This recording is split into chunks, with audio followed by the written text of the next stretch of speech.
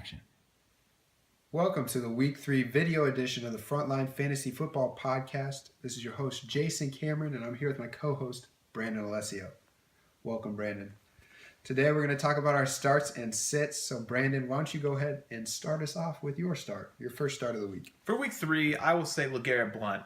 I know in the past we have both said that we do not like Patriots running backs due to the fact that they never seem to commit to one, but it finally seems like Bill Belichick has finally decided to commit to one, giving him over 20 carries in the past 2 weeks and 29 carries last week.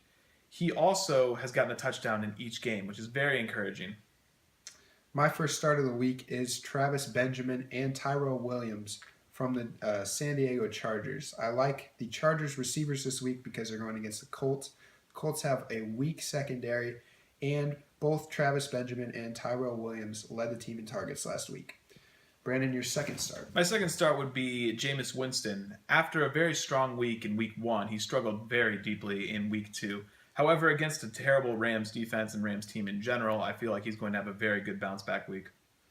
And then my second start of the week is Michael Crabtree. He has a touchdown in each of his first 2 games, and he is Derek Carr's second favorite receiver after Amari Cooper. The Raiders also lead the league in pass attempts this year.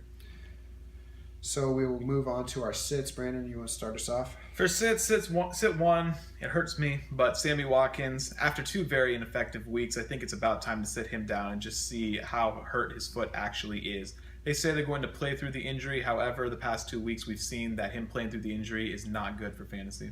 And then my first sit of the week is Jeremy Hill. He's splitting the carries with Giovanni Bernard. They're playing the Broncos this week, which have a good run defense, and the Bengals just do not like to run all that much in general. For sit 2, it will have to be Jay Ajayi. A lot of people might be high on him this week just because Arian Foster went down with injury. However, over his career, he's sub 4 yards per carry, and on this season alone, he hasn't crossed 3.5 yards per carry one time. And then my second sit of the week is Spencer Ware. They're playing the Jets this week, which have a good run defense. Jamal Charles is also coming back, and Sharkhandrick West looked good, so they're going to split carries with him as well. So I do not like him this week. And then, Brandon, I know you wanted to mention Ezekiel Elliott. Ezekiel Elliott I'm not high on either this week, although many people would say he's your first pick. You got to start him. However, he is sub 4 yard per carry. Some of his workload got taken away from him by Alfred Morris in the red zone last week, and also the Bears' rush defense has shut down the likes of Lamar Miller and both of the Eagles running backs last week as well.